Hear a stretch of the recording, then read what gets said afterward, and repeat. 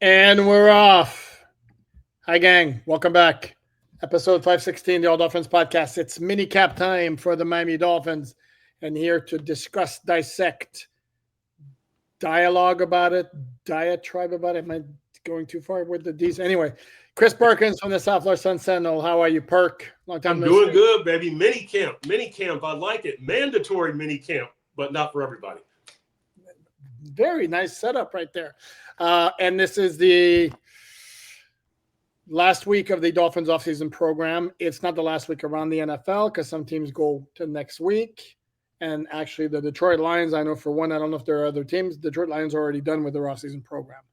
However, the Lions are taking part in the Pro Football Hall of Fame game against the Los Angeles Chargers. So that may have played a role in their decision to chop off the offseason program earlier because they're going to report to training camp earlier as allowed by the CBA. And speaking of those dates, check out Miami Dolphins on the site.com where I have a full rundown of the important 2025, 2026 NFL dates with notes involving the Dolphins as well. So that's just one example of the awesome stuff you get on Miami Dolphins on the site.com.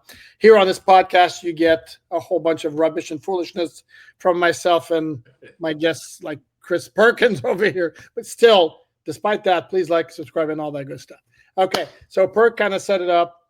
Two absences from the mandatory minicamp. Jaylen Ramsey, Jonnu Smith. One difference between the two. Jaylen Ramsey was excused, and Jonnu Smith wasn't. Perk, you want to tell the fine folks what it means that Jaylen Ramsey was excused?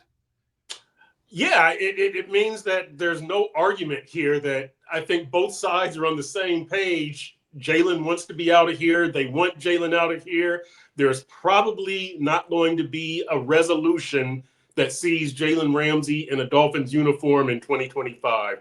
That's what I'm taking that to mean. We're not going to fine him. We're not going to bother with any of that stuff. It's an excused absence. We understand. Stay away, Jaylen. Absolutely. And it's almost like, do us a favor. You're good. We don't need you here. And I thought about this as Alec Ingle was talking and Tua Tagovailoa was talking. They were among the 7 players who talked. My math is correct. 6 or 7 players who talked after practice today. But the whole theme of culture change came up. And first off, let me caveat this by saying, if we don't hear this every offseason, we hear it every other offseason from any team in the NFL that didn't have success the previous year. There's a culture change. That's kind of like, it's an easy talking point. However, it was mentioned by both, and Tua made the point that he's spending an awful lot of time with his teammates away from the facility, and he's hearing about it from his wife. And somehow, I don't know this for a fact, but Jaylen Ramsey, from everything we know about him, is maybe not necessarily the kind of guy who's going to be, hey, guys, what are we doing this weekend or something? And beyond that, I think if the whole idea was indeed to change the culture where everybody is rowing in the same direction, perhaps that's part of the reason that from the Dolphins' end, they're okay with Jaylen Ramsey moving on. I would agree. I would agree. But here's where, I differ from the culture change and what needs to be done. I don't think that players hanging out with each other away from the facility is going to do one thing to change the culture. I think it needs to start from the top. And I give this example all the time. If you look at the Panthers, you look at the Heat, and you look at the Dolphins. The Panthers, they're the President's Trophy winners in 2022, highest scoring team in the NHL. They go out in the second round of the playoffs. They get a new coach, and they pull one of the biggest trades in South Florida history, Huberdeau for Kachuk. That's how you change culture. Look at the Miami Heat. They've had back-to-back first-round playoff exits. They're talking about making major changes. That's the mentality. Look at the Dolphins. They have back-to-back first-round exits. They're handing out contract extensions. They're happy. They're thrilled. That's where the culture change needs to start with Chris Grier and Mike McDaniel, and you guys rewarding this, I don't want to say bad behavior, this mediocrity. You're rewarding mediocrity. That's where culture change needs to start. Okay. No, I know that's way too deep. You didn't ask for all that. No, but I just don't want to get by because this is Okay. ground we've covered before, and I don't want to necessarily get bogged down. I don't disagree with what you were saying, incidentally. And then you get into the question is how much of it is culture, how much of it is playing style, because it wasn't like the Panthers. And I'm not veering into Panther talk, even though it's funny because sometimes I get in the comments, man, I wish there was more Panther talk, and others why it took a minute 30 seconds to get the Dolphin talk because they were talking Panthers. Guys, folks, we're trying to balance it out. Yes. I don't think there was anything wrong with what the Panthers were doing beforehand in terms of like effort, all that, everybody buying into the system. The only problem is they didn't have a style that was conducive to winning in the playoffs. And I think some of it with the Dolphins is, as I said from the start, that high-flying offense, you beating defenses through deception and scheme and speed. There's a ceiling to that as far as I'm concerned, or at the very least, it massively reduces your margin for error once you get down to crunch time. And on top of that, then if last year you tack on, this is where culture issues would come in, where guys maybe not being as serious about their craft, i.e. showing up on time as they should have been, then you get what you got last year. And on top of that, your starting quarterback gets injured and misses 6 games. 6 starts, I should say. Zach Sealer was there at minicamp, as Mike McDaniel told us before practice he would be. And this basically tells you, again, tell me if I'm interpreting this incorrectly, Perk, that I think it's pretty safe to assume there have been negotiations or talks or a request from both Jonnu Smith and Zach Sealer to address their contract, their respective contract, because they've outperformed them. The fact that Zach Sealer was there today and Jonnu wasn't kind of tells me that the discussions are a lot more amicable, or we're closer to an agreement when it comes to Zach Sealer than it comes to Jonnu Smith. You read it the same way? Yeah, I read it the same way. I was really surprised that Jonnu Smith was not there today. They have the same agent, Drew Rosenhaus. Zach Sealer and Jonnu Smith have the same agent. So I would have thought that either they're both there or they're both absent. But yeah, I agree with you 100%. It looks like Sealer's situation is more promising for Dolphins fans than the Jonnu Smith situation. And it raises my level of concern a little bit with Jonnu, maybe from a 2 to a 3. I still think Jonnu is going to be in a Dolphins uniform, but I just don't know. I guess how he's gonna feel about being here for 2 years as opposed to being here for 1 year, because I'm thinking that the Dolphins are really offering, well, we'll give you good money for 1 year, but we're not sure about giving you good money for 2 years because you turn 30 this year, which is the case for Jonnu and Zach Sealer. Correct. And be interesting to see how those play out. The Jaylen Ramsey situation, I think, as you mentioned, it could take a bit because the salary is the big issue here. Yeah. And the salary is going to be the big issue for any team considering Jair Alexander, because essentially he got released by the Packers, not mostly because of performance, because of the fact they want him to take a pay cut. And he's like, no. And again, this is where the player is gambling on himself. And so he got released. Now his contract, whatever guarantees were left in the contract, and I don't know the exact money off the top of my head, but he's not coming away empty-handed. The acquiring team now is starting from scratch as far as what kind of contract they want to give him. And the question is exactly how much money is Jair Alexander going to get when you factor in the fact that he's toward the age is not an issue, but the fact that he's been injured quite frequently in recent years. And I wrote on Miami Dolphins on SI.com yesterday a column where I kind of suggested that it doesn't make a whole lot of sense with the way the Dolphins have been operating to bring on a guy at a high salary at that position who's also been injury prone, considering how they've operated all offseason. And I don't think he's going to come here on the cheap. So I don't know where you stand or sit. I hope you're sitting right now. It's more comfortable on Jair Alexander. I think it would be dumb for the Dolphins to bring Jair Alexander in here. And here's why. They say that now their thing is draftees and young players.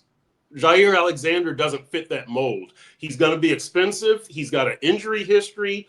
And from that's from the Dolphins standpoint. From Jair's standpoint, why would you want to come here if they can't pay you anywhere close to what you want?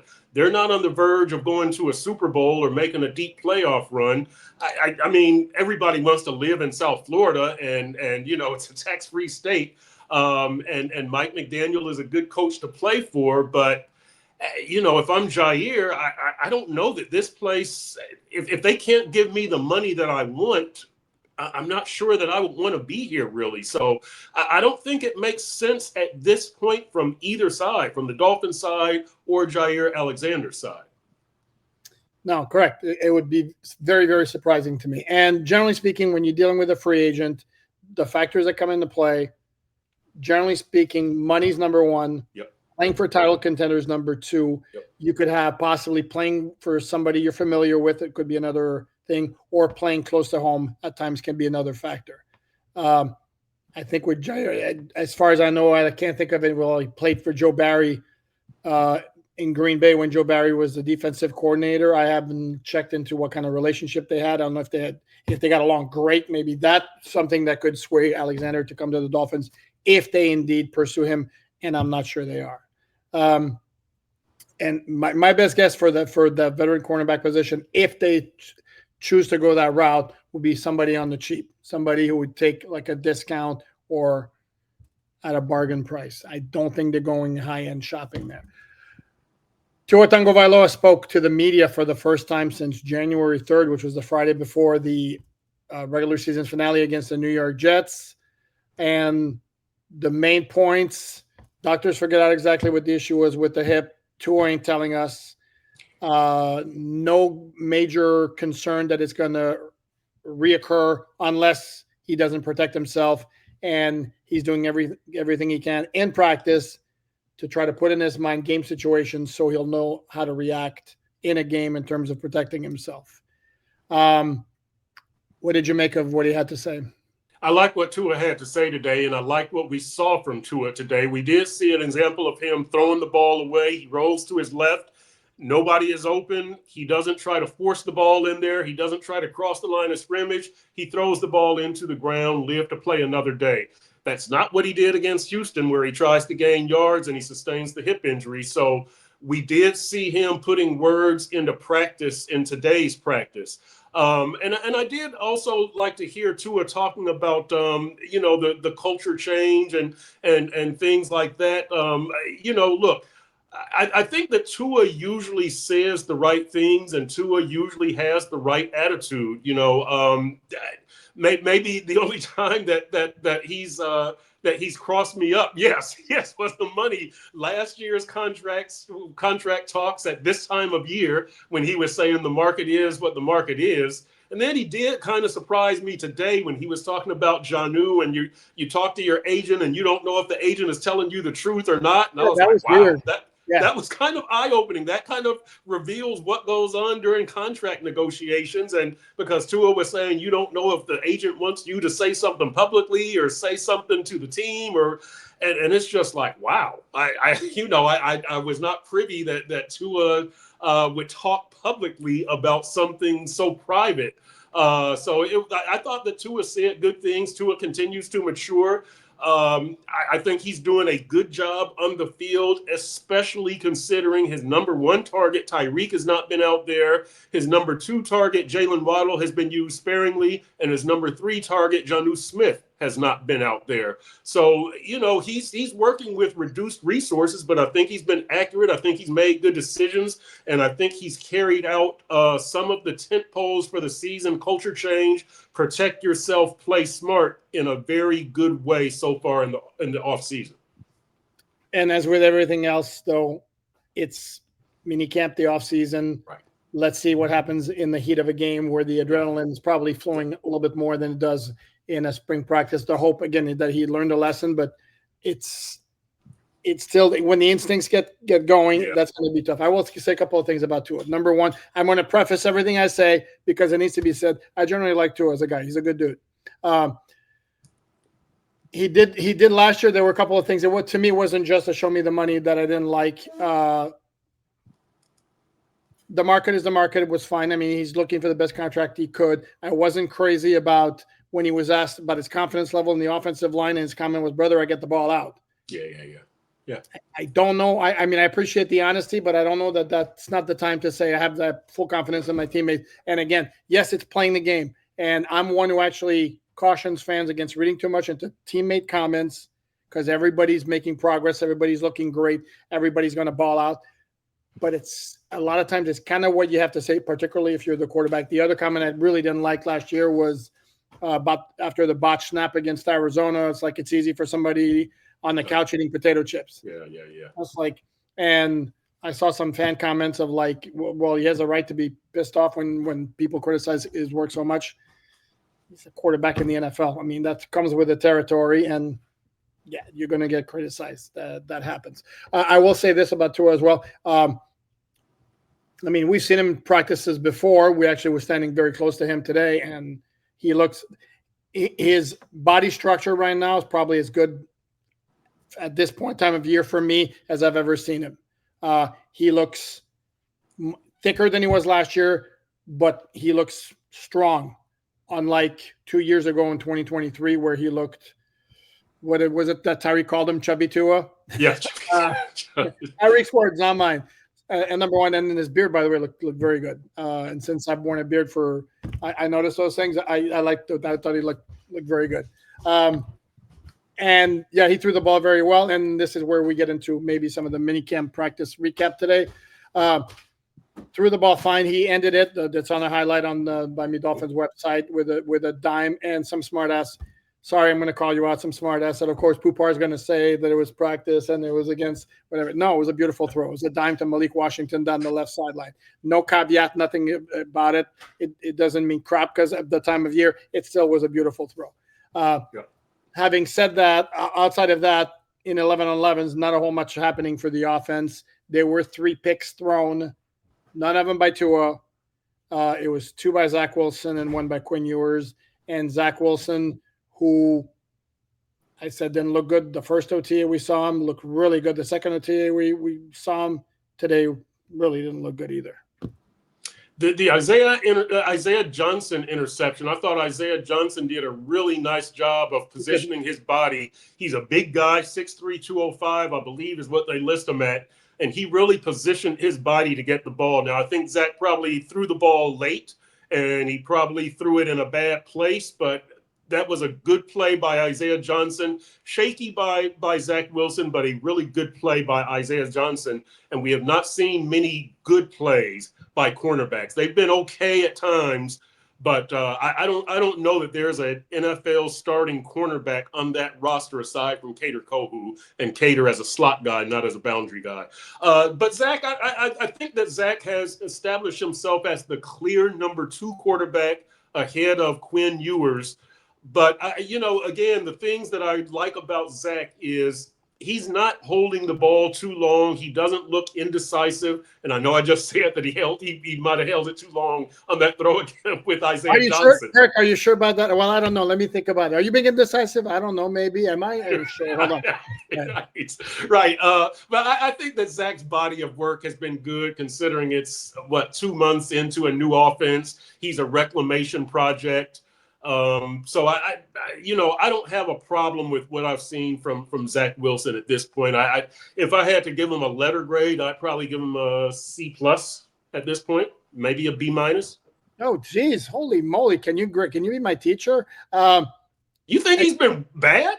He was spraying the ball today because he had a pass over the middle that was behind a receiver. Yep. Which was it Tariq Black, who failed to come up with the ball. There was another one over the middle that was to D. Eskridge, who made a nice play. By the way, that dude's been catching everything in sight. Yes. Like the hands are a vacuum this offseason. But it was behind him as well. The pick was badly overthrown right into the arms of Dante Trader Jr. And I was one who praises. And again, I'm going to preface this. Yes, it's minicamp. I understand new quarterback in a new system and all that. I get that. Again, but the accuracy flat out wasn't there today. Quinn Ewers, he's a rookie in his first camp. I guess it's to be expected. The only way to me that he could be like even remotely mount a challenge for the number 2 job is if he came in and very quickly like wowed you a little bit. It's not happening, which is not, again, abnormal or not unexpected given his circumstances, but still the case. But no, Zach Wilson has not overly impressed me as I turn around to hear what the noise is. That's going. Oh, I know. That's our cat toy. Actually, we bought a cat toy that the cats are absolutely going crazy over. It makes a little bit of noise here, so that's why. So I apologize for noise in the background. I'm happy for the cats. The cats are having fun. I'm happy for them. It puts a smile on my face. I like happiness. Oh, best thing we've ever bought. I mean, those cats have made like insane use of that thing. So nice. So on the next episode of the All Cats podcast. That's right. I'll say this about Zach though, and it's the same thing I said about Tua, is that I'm sure he's got a lot of voices in his head, and that's not an excuse. You're a pro quarterback. You're paid to be able to sort through this. But among Mike McDaniel, Frank Smith, Bobby Slowick, and Darrell Bevel, I'm sure he's got a lot going through his head. I think he's done a good job of processing the information. And we lost Perk. Perk lost his volume. That was the best thing you said all day. And now Perk has disappeared. So I'll pick up on Perk, and then he can rejoin us. Very immature on my part. Now we have audio Perk. Now we're going to get the full Perk experience. It is. You know what happened is I usually do the thing where you silence all the calls, and I didn't, and so I just got a spam call right there. And so yeah.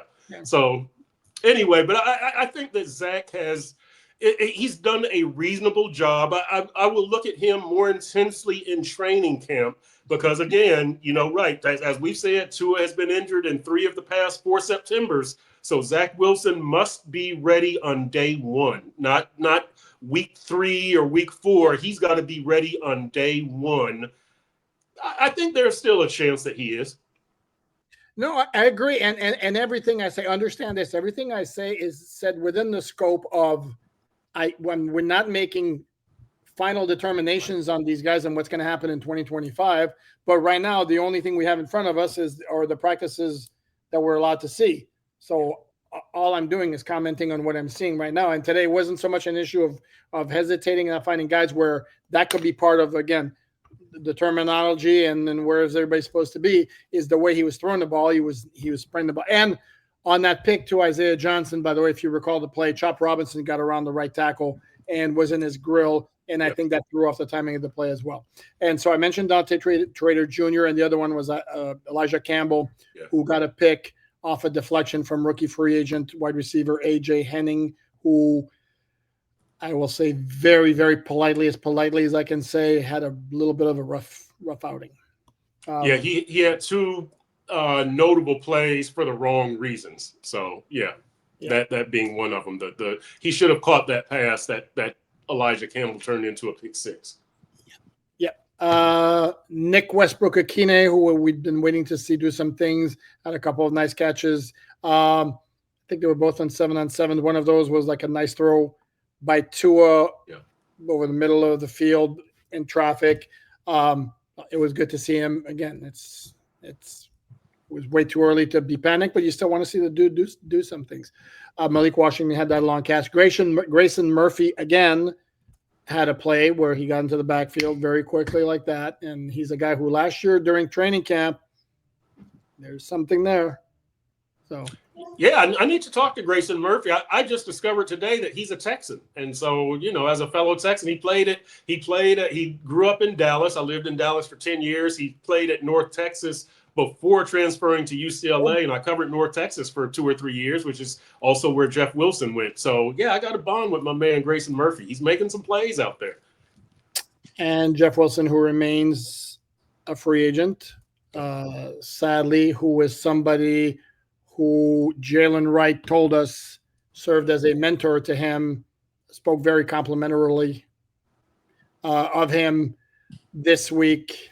Or was it this week or last week? No, it was last week, about how taught him how to be a pro and all that. So be nice to see him get back into an NFL roster, or onto an NFL roster, I should say. Let's see what else might have stood out from this practice that we saw. Anything I would say that I'm as I said, I'm still looking for a cornerback to emerge. We've seen Kendall Sheffield out there, and we've seen Storm Duck out there. But on the boundaries, I'm talking about. Cater is set for the slot. We've seen Cater out there. I'm not impressed with what I've seen, and in free agency, Poop. I'm not sure that you have a bona fide number one corner out there on the market that is affordable. Jair Alexander could be a number one, but you can't really afford him if you think that he's asking double digits, 10, 12 million. Stephon Gilmore is older. Rasul Douglas, again, I'm just not sure that there's a number one out there. There's no Byron Jones or Jaylen Ramsey available for free agency, signing, or trade. I'm a little bit concerned about what's going to happen there at the cornerback position for the Dolphins. And I'm going to say it again. I keep an eye on Isaiah Johnson. I think there's something there. A couple of other quick things that we should mention. Tyreek Hill, you and I spotted him while the Dolphins wide receivers, quarterbacks were doing something goal line on one side. Tyreek Hill was behind them, and he was catching balls from an assistant. They weren't hard throws or whatever, but just the fact that he was actually catching a ball, certainly an encouraging sign. And also, if you saw Dolphins had their media day on Monday, and if you saw them, they put out a couple of clips with him doing his thing. And as our good friend Omar indicated, he still thinks the Dolphins are trading Tyreek Hill. Dolphins are not trading Tyreek Hill because don't say it. Bert, you can't say it. Okay. You've reached your quota. I forgot to mention James Daniels was out there. This was the first time we got eyeballs on him on the practice field itself. Didn't do a whole lot, as you would expect. By the way, we should mention Zach Sealer didn't take part in any 11-on-11, as he shouldn't, especially if he's still talking contract. Same with James Daniels. Again, the guy's recovering from an Achilles injury. Just the fact that he was out there was good. And it was very interesting to me that he was wearing a Guardian cap for a minicamp practice. The only one out there. And I know he does it in regular training camp. I think I'm trying to remember, are there other Dolphin players who wear the Guardian cap in training camp from last year? I'm trying to remember. It's very few, right? Yeah. Aside from the mandatories. Yeah. I don't think there are. I'll say this, Poop, also, when you bring up James Daniels, other injured guys, we saw Bradley Chubb do some 11-on-11. I don't recall Jalen Phillips doing any 11-on-11, but he did individual drills. James Daniels did the individual drills, some individual drills. I might be forgetting somebody, but I think that the injured players seem to be making reasonable progress. Again, players are out there in helmets and shorts and T-shirts, no pads, but there's no limp from Bradley Chubb or Jalen Phillips. We didn't see a limp from James Daniels today. Tyreek, when he took off his gloves, he did have some kind of wrap on his right hand wrist after the right wrist surgery, so that's to be expected. But as you said, he was catching passes. He runs very well. There's a shocker. Yes, I know. He's supposed to have this prelim running event on Friday, June 13th. I know. I'm obsessed with this. The Dolphins are irritated that I'm obsessed with this. But he's supposed to be going out to L.A. That's what he told us when he talked to us, that he was going out to L.A. June 13th to run against some guys. June 13th is Friday the 13th. So we'll see if Tyreek runs a race out in L.A. on Friday. But I think the injured guys are making satisfactory progress from what we've observed. Agree. Speaking of injured guys, we should note that Taj Washington, the second-year wide receiver from USC, 7th-round pick last year, who spent the entire year on IR, continues to be spotted at practice wearing a red jersey, which is basically a no-touch jersey because he's dealing with something. I don't know if it's related to what had him on IR last year, but he's out there practicing with the red jersey. Tanner Connor, the tight end who was the subject of a lot of discussion on Dolphin social media last week, had the orange jersey as the practice performer of the previous practice, which was Thursday. If I had to guess, got to be one of the guys who had a pick who's going to wear the orange jersey, right? even though it's not just about practice performance, but that's certainly one of the elements.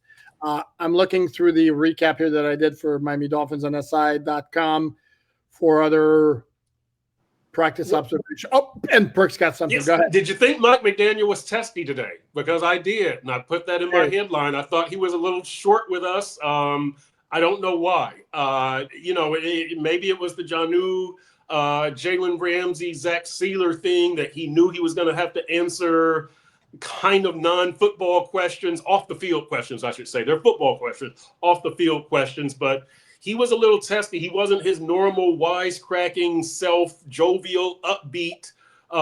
He was very businesslike and a little irritable today. We'll see if that changes tomorrow, but he was definitely not the Mike McDaniel we're used to seeing today. No, I agree, and he even began it by saying, "Okay, get your questions out of the way that have nothing to do with what's going on here," basically. And when he said, "I don't, ask if he surprised that the Jaylen Ramsey thing is taking as long as it's taken to get settled," he was like, "I don't give a bleep how I feel," which was uncharacteristic of him. I also was struck by his shoes. I'm not a shoe person, but he had on these gold shoes that I took a picture of for Twitter. I was like, damn, okay.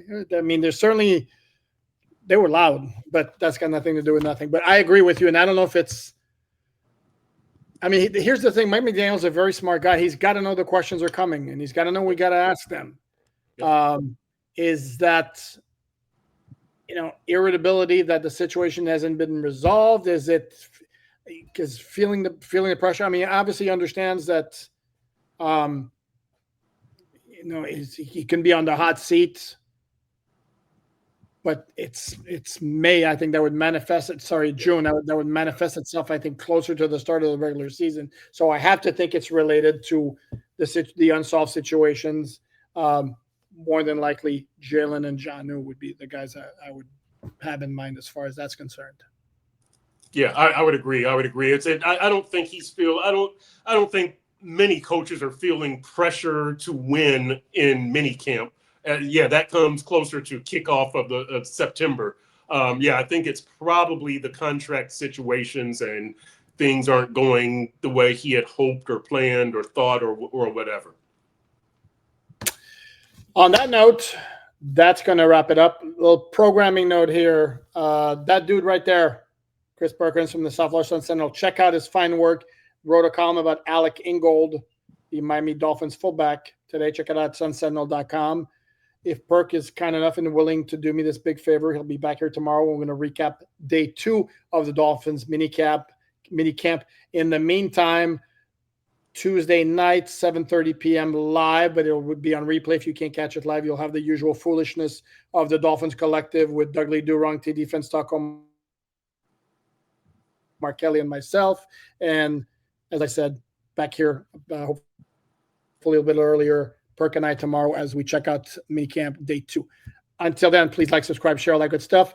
Enjoy the rest of your Tuesday and stay safe.